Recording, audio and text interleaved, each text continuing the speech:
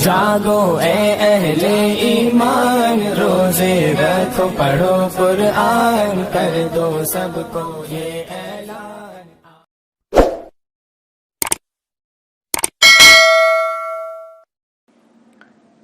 نحمدہ ونصلی علی رسولہ الکریم، اما بعد۔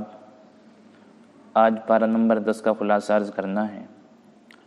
اللہ تعالیٰ نے اس میں غزوہ بدر کا ذکر فرمایا ہے۔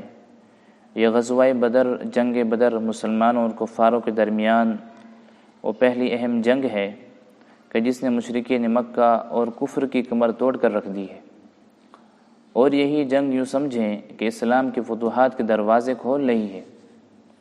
اس میں اللہ کی مدد، اللہ کی نصرت کا ذکر ہے، اور یہ بات سمجھائی ہے کہ اگر مسلمان میدان جنگ میں اللہ کی مدد حاصل کرنا چاہتا ہے تو نمبر 1 جنگ میں ثابت قدمی اختیار کرے، نمبر 2 بہت زیادہ اللہ کا ذکر کرے، نمبر 3 آپس کے اختلافات سے بچے، نمبر 4 ناموافق احوال اگر آ جائیں تو اس پر صبر کریں۔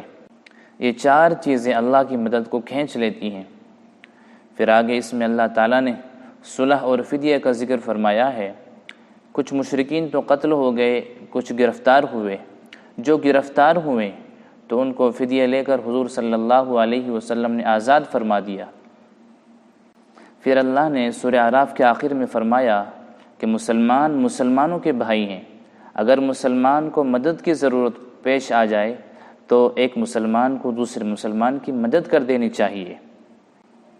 پھر آخر میں اللہ تعالیٰ نے حضور صلی اللہ علیہ وسلم کی عظمت شان کو بیان فرمایا ہے کہ یہ پیغمبر ایسے ہیں جو رحیم ہیں، یہ پیغمبر ایسے ہیں جو شفیق ہیں، یہ پیغمبر ایسے ہیں جو مومنین کے دکھ پر بہت تکلیف محسوس کرتے ہیں۔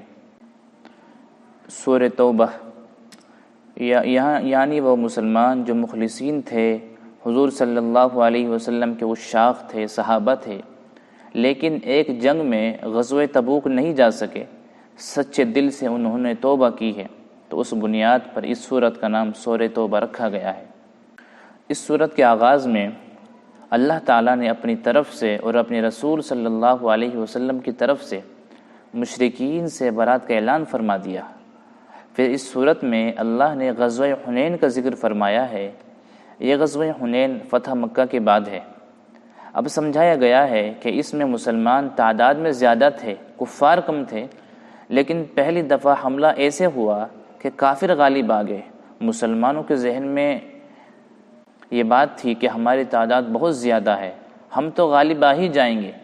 پھر مسلمان غالب آ گئے ہیں، یعنی جنگ کا جو نتیجہ تھا وہ مسلمانوں کے حق میں ہے۔ یہ بات سمجھانی تھی کہ تمہاری کثرت، طاقت پہ نظر نہیں ہونی چاہیے، بلکہ تمہاری نظر اللہ کی مدد، اللہ کی نصرت اور توکل پر ہونی چاہیے۔ پھر اللہ تعالیٰ نے غار ثور کا ذکر کیا ہے۔ حضور صلی اللہ علیہ وسلم مکہ مکرمہ سے ہجرت فرما کے مدینہ منورہ جا رہے ہیں۔ راستے میں غار میں رکے ہیں۔ ثانیہ اثنین، اس میں رسول اکرم صلی اللہ علیہ وسلم کے ساتھی حضرت ابوبکر صدیق رضی اللہ عنہ تھے۔ صحابہ کرام رضوان اللہ تعالی عنہم اجمعین میں سے ہر ایک صحابی کی کوئی نہ کوئی خصوصیت ہوتی ہے۔ حضرت صدیق اکبر رضی اللہ عنہ کی خاص صفت یہ ہے کہ قرآن کریم نے اس شخص کو صحابی کہا ہے، اذ یقول لصاحبہ لا تحزن۔ اس لیے حضرت صدیق اکبر رضی اللہ عنہ کی اگر کوئی شخص صحابیت کا انکار کرے وہ مسلمان نہیں رہتا۔ پھر آگے اللہ نے اسی صورت میں مشرکین اور اہل کتاب کے ساتھ جہاد کا حکم دیا ہے۔ پھر جہاد کے احکام بیان فرمائے ہیں۔ پھر آگے صورت میں غزوہ تبوک کا ذکر کیا ہے۔ رسول اللہ صلی اللہ علیہ وسلم نے یہ غالباً وہ واحد غزوہ تبوک تھا جس کی مشاورت کھلی کی ہے، اس کی مشاورت کھلی ہوئی ہے، اور آپ نے بتایا کہ ہم فلاں طرف جا رہے ہیں، فلاں جانب جا رہے ہیں۔ صحابہ کرام رضوان اللہ تعالی عنہم اجمعین کھلے عام چندہ ہوا ہے، صحابہ کرام کو ترغیب دی جا رہی ہے۔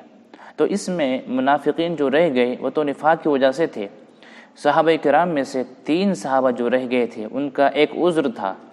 پھر بعد میں ان کو احساس ہوا کہ ہمارا عذر ایسا ہے کہ اگر ہم چلے جاتے تو کوئی فرق نہیں پڑتا تھا، تو ان لوگوں نے پھر سچے دل سے اللہ سے توبہ کی، اور قرآن کریم نے بہت احسن انداز میں ان تینوں کی توبہ کا ذکر فرمایا ہے۔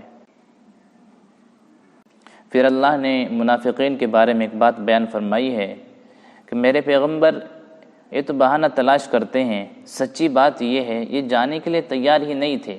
وَلَوْ أَرَادُوا الْخُرُوجَ لَأَعَدُّوا لَهُ عُدَّةً، اگر یہ جانا چاہتے ہیں کچھ تو تیاری کرتے، تیاری بھی نہیں کی، اور پھر یہ بھی کہہ رہے ہیں کہ ہمارا عذر ہے۔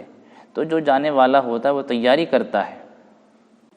پھر اس بارے میں خاص چیز یہ ذکر فرمائی کہ زکوٰۃ کے مصارف کیا ہیں۔ زکوٰۃ، مستحقین زکوٰۃ کو بیان فرمایا ہے کہ زکوٰۃ کن کو دے سکتے ہیں۔ نمبر 1 فقراء، نمبر 2 مساکین۔ فقیر اور مسکین میں کیا فرق ہے؟ فقیر اسے کہتے ہیں جس کے پاس کچھ بھی نہ ہو، اور مسکین اسے کہتے ہیں جس کے پاس ہو مگر اس سے اس کی ضرورت پوری نہ ہوتی ہو۔ تیسرے فرمایا عاملین، جن کو حکومت نے متعین کیا ہو زکوٰۃ کا مال جمع کرنے پر، تو ان کو تنخواہ اموال زکوٰۃ سے دی جا سکتی ہے۔ اسی طرح والمؤلفۃ قلوبہم، نو مسلم مالدار ہے لیکن اس کو زکوٰۃ کے پیسوں میں سے دینا اس کے دل کو اسلام کی طرف مائل کرنے کے لیے ہے۔ یہ بات ذہن نشین فرما لیں، اب یہ مصرف نہیں ہے، پہلے تھا۔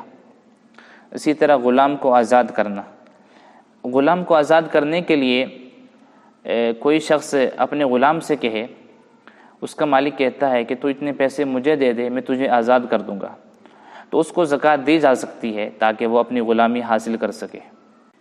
اسی طرح غارمین، مقروض، اس کو زکوٰۃ دینا کہ اس کا قرض اتر جائے، اس کو قرض سے نجات مل جائے۔